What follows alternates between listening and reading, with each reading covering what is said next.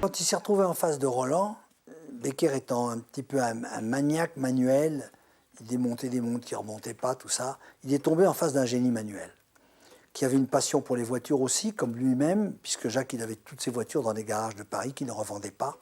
Donc il s'est entiché de Roland. À partir de là, parce qu'avant, il avait l'idée de prendre des acteurs professionnels, puisqu'il nous avait envoyé voir Bozufi au théâtre même avec Roland. Mais quand il a vu Roland, quand il l'a écouté parler, il s'est dit, il faut que je arrive à le faire jouer. À partir de là, il était obligé de prendre des non-acteurs en face de lui pour ne pas le décaler, sauf le traître qui, mentant, étant un menteur, puisque c'est un traître, il joue la comédie dans la comédie, il lui fallait un acteur. Pour le reste, il est resté sur le personnage naturel. Et il était fasciné parce que c'est vrai que personne comme Roland dans le film n'aurait pu fabriquer la brosse à dents avec sa petite glace, le sablier, n'aurait pu avoir cette dextérité manuelle que Roland a eue. Je pense que c'est la pierre d'achoppement de tout le film, d'avoir choisi Roland. Afin de ne pas déflorer la vision des personnages, Becker va proposer une distribution d'inconnus amateurs. Philippe Leroy-Beaulieu devient Manu, un homme droit, un homme d'honneur, qui n'est autre que José Giovanni. Michel Constantin incarne Joe l'épicurien et embrasse ainsi le premier rôle d'une longue carrière à venir. Raymond Meunier, qui traînait ses guêtres en tant qu'assistant à la télévision, se métamorphose en Monseigneur. Jean Kéraudy, le magicien aux 21 tentatives d'évasion, ne changera que de nom pour donner vie à Roland. Et enfin Marc Michel débute sa carrière en interprétant le rôle phare de Gaspard. La seule indication qu'il m'ait donnée, il m'a dit, tu comprends mon petit, tu es Judas. Et Judas ne pouvait pas ne pas trahir le Christ. Voilà. Maintenant, démerde-toi avec ça. Cette première rencontre avec lui a été une rencontre formidablement physique, dans la mesure où je me suis trouvé en face de quelqu'un qui était manifestement tout ce que j'aimais, c'est-à-dire un homme qui était plus que beau. Il n'était pas beau, il était plus que beau. Il avait du style, dire qu'il avait de l'élégance, c'était aller en deçà de la vérité. Il y avait une profonde dimension intérieure qui faisait qu'on pouvait... on pouvait penser que c'était un monstre, mais dans le bon sens du terme, comme mostrare, se montrer, savoir être. Et il était formidablement là. Il était là quand il était avec vous. Le monde extérieur ne comptait plus. Et ça, c'est une dimension qu'il donne tout de suite, à partir du moment où on était en face de lui. Il m'a dit, il faut jouer l'extrême véracité de ce récit, car il le mérite. Et si je mets des gens connus dans les rôles, j'ai peur qu'on en perde justement cette vérité qui existait dans ce récit. Alors il m'a dit, voilà, il faut que tu me trouves des gens qui ne sont pas des comédiens. Et on va voir si on peut faire des essais. Et comme j'adorais ce livre, j'ai donc été dans le sens où je pensais, moi, que les gens pouvaient ressembler. Et j'ai cherché autour de moi, comme j'étais sportif. Je connaissais donc Michel Constantin, puisque j'étais dans son équipe de volley-ball. Et je connaissais aussi Philippe Leroy-Beaulieu, parce que j'étais au racing avec lui, quand on faisait du sport, du rugby pour s'amuser, du volley-ball, etc., etc. Et je leur ai présenté ces deux gars-là. Je l'ai présenté à mon père, ces deux gars-là. Et je veux dire qu'il a été assez bluffé. C'était pas facile, parce que c'est pas des gens qui parlaient très juste, c'est des gens qui avaient un petit peu peur devant une caméra. C'est pas facile d'être devant une caméra. Moi, je me sens pas forcément à l'aise, là. Mais ça s'est bien passé, parce que je ne veux pas parler de direction d'acteur, mais mon père était quelqu'un qui mettait les comédiens, enfin les gens qui étaient devant une caméra, très à l'aise. C'est-à-dire, l'ambiance n'était pas pesante, dans la mesure où, sur un plateau de mon père, c'était jamais pesant. Mais elle était studieuse. Elle était studieuse, elle était tendue, parce que, par exemple, le chef opérateur, c'était son premier film comme chef-op. Il avait travaillé comme cadreur, mais pas comme chef-op. Il avait fait un dispositif de façon à ce que mon père ne soit pas gêné du tout dans son temps. Les acteurs, donc qui n'étaient pas des acteurs, ils avaient le trac, bien sûr. Il fallait les rassurer, tout ça. Donc les techniciens n'avaient pas le droit d'exister, enfin d'être présents. Il fallait respecter tout ça, ce qui rendait la chose un peu tendue, mais pesante, non. C'était sans arrêt son exigence, son sens de la recherche de la perfection, faisait effectivement qu'il demandait beaucoup à ses acteurs, sur le plan nerveux, mais d'un autre côté, les acteurs étaient vraiment très aimés et très entourés. Il n'était pas question qu'un technicien, un cadreur ou qu'un ingénieur du son demande à l'acteur de changer sa position ou de parler plus fort, etc. Il disait, écoutez, vous m'emmerdez, vous êtes là, c'est à leur disposition, c'est à eux à vous donner des choses, et vous êtes là pour pouvoir les aider, et non pas au contraire pour leur trouver des difficultés. C'est vrai que on est dans une situation qui est exceptionnelle quand on est...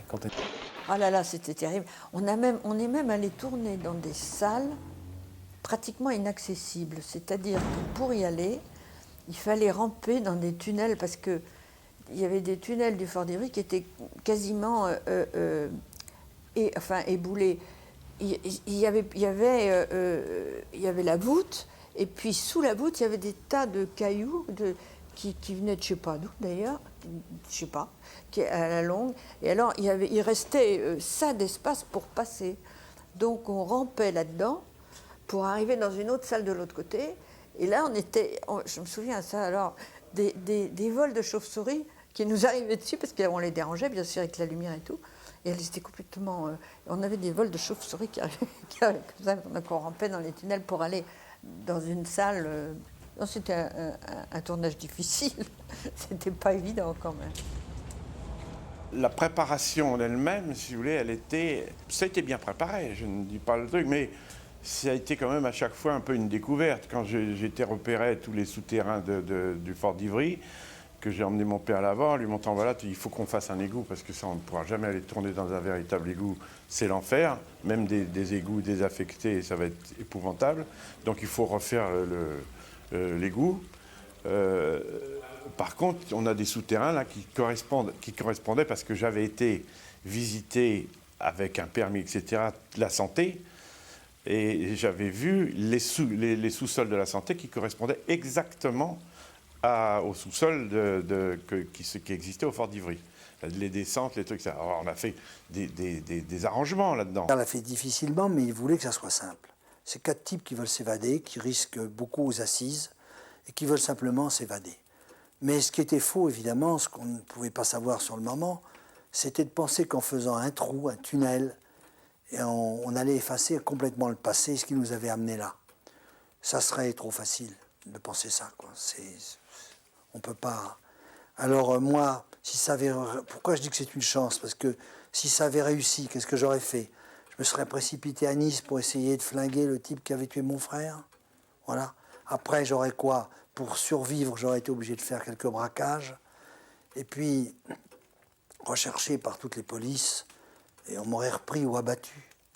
Vous voyez, c'est finalement à l'analyse, on peut dire que l'évasion était une chance, et puis j'aurais pas écrit de livre, Becker n'aurait pas fait de film. Voilà, le compte est vite fait. Jacques Becker ne s'était pas trompé en affirmant que son film ne rencontrerait pas le succès. Le 21 mars 1960, à peine un mois après la disparition du réalisateur qui mettait une touche finale au mixage, le film sort sur les écrans dans une version de 2h20. Malgré un accueil critique enthousiaste, le public ne répond pas à l'appel. En fait, au départ, il avait envie de faire un film à petit budget. Il avait choisi, je crois, plus ou moins le sujet dans cet esprit. Faire un film facile, à petit budget, dans un endroit clos, et évidemment, ce n'est pas ce qui s'est passé. Il se disait que Clouzot venait de faire un coup avec les Diaboliques et qu'il avait gagné beaucoup d'argent. Comme mon père, le pauvre, il courait toujours après 3 sous.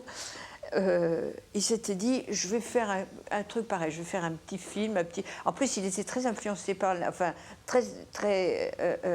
trouvait que la nouvelle vague, c'était génial, qu'il faisait des films avec 3 francs, et que, ma foi, leurs films, ils étaient très bien. Donc, il s'était dit, je vais faire un truc comme ça. Et puis, évidemment, c'est pas du tout ce qui s'est passé, mais je pense qu'au départ, il était parti dans cette optique. C'est pour ça d'ailleurs qu'il l'a produit en fait. Enfin, produit. Coproduit, il avait des coproducteurs, mais il avait mis son salaire, tout son travail en participation. Moi, je ne pars pas. Il était souffrant, donc il m'a chargé même de plus de choses dont on peut charger un premier assistant d'habitude. C'est-à-dire que même à un moment donné, il était trop souffrant pour venir lui-même tourner. Et j'allais le matin, il me disait ce que je devais faire, et on continuait le film comme ça, pendant 5-6 jours, on a fait ça. Je disais pourquoi, parce que, donc, un grand bonheur, parce que c'est pas la première fois que je communiquais beaucoup avec mon père, et c'était important, très important pour moi. Et en même temps une grande tristesse, parce qu'il est mort à la fin de ce film, après avoir fait le montage définitif. Avec toutes les polémiques que ça a pu entraîner par la suite, parce que, comme le film n'a pas fonctionné,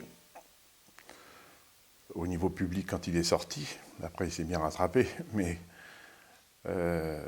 donc les producteurs, distributeurs et autres personnages ont voulu faire des coups, parce que c'était un film de 2h20, je crois, quelque chose comme ça, et ils pensaient que, à tort, que le fait que les gens ne soient pas venus voir ce film était dû à la longueur du film.